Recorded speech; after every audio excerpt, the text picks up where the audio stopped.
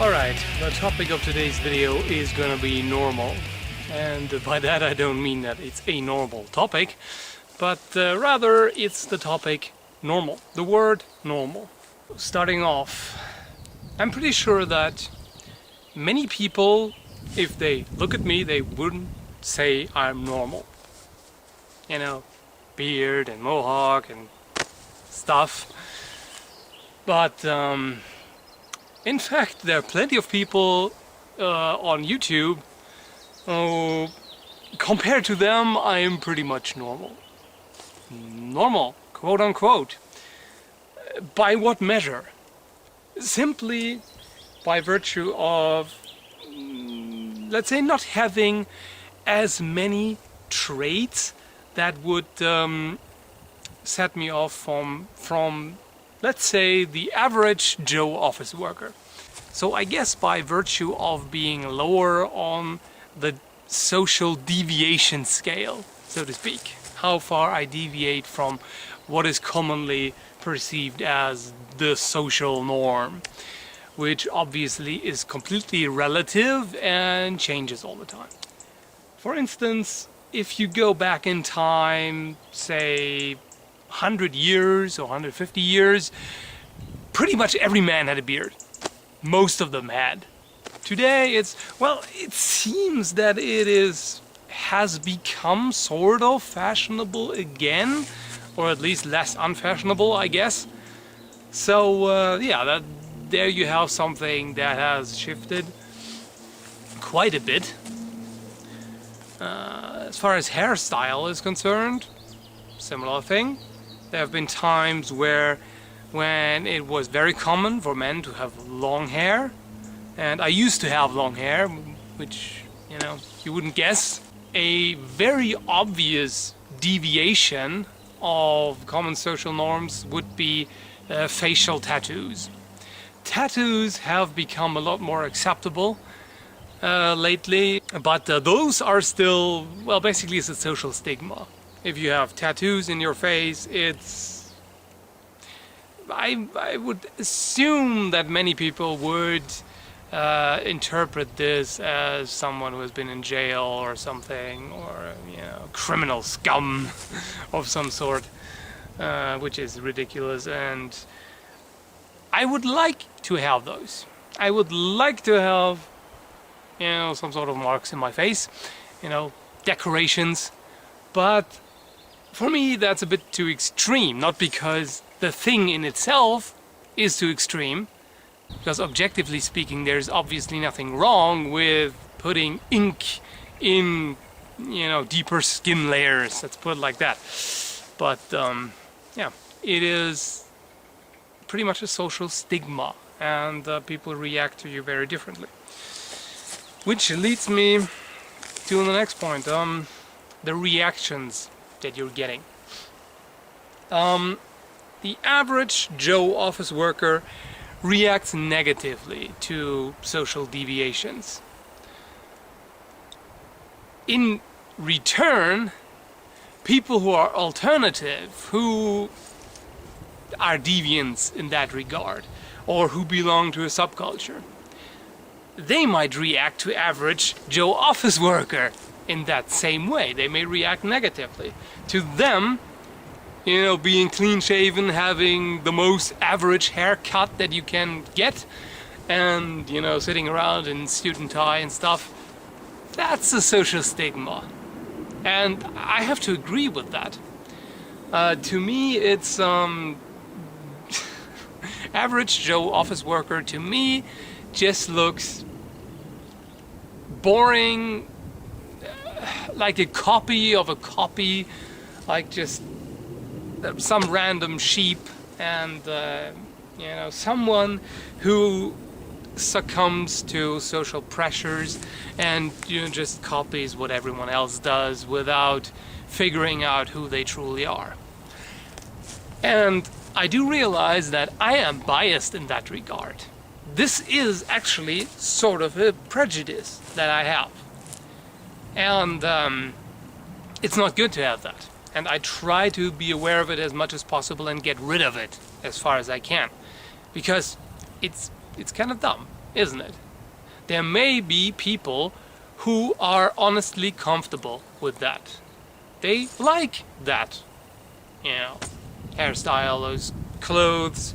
They are genuinely interested in cars, or I don't know, what are normal people interested in?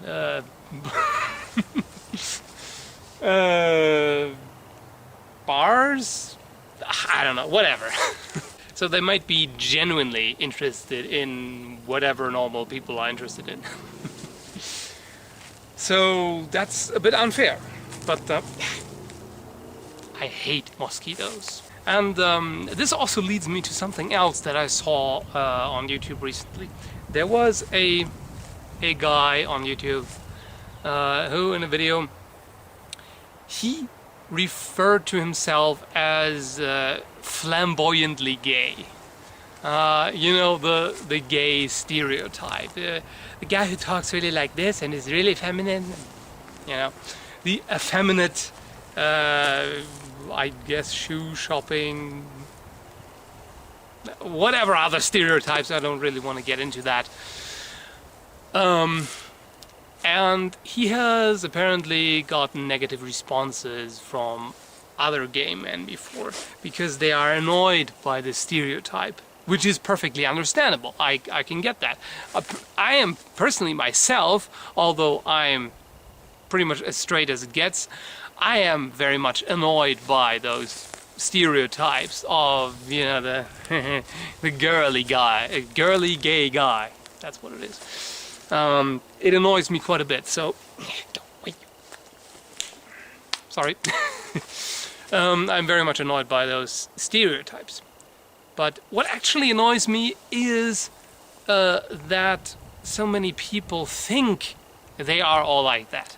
They think that being gay means being like that.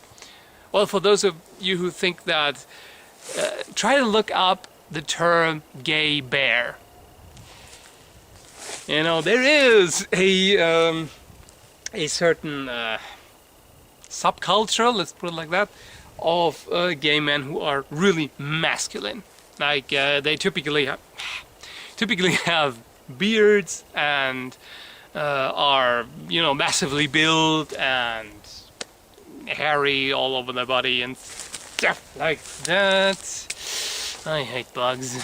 So yeah, apparently he got negative responses because of that, and he complained about that because why should he adjust to the expectations of other people who happen to have the same sexual orientation as he does?